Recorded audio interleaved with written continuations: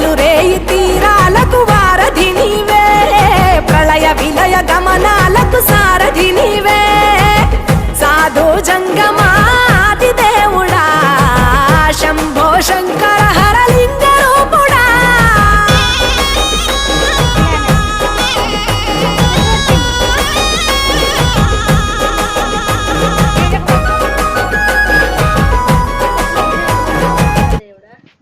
బాగా పంటలు పంటని అట్ల మొక్కలు మంచి మొక్కు చూడు మంచిగా మొక్కుతాడు.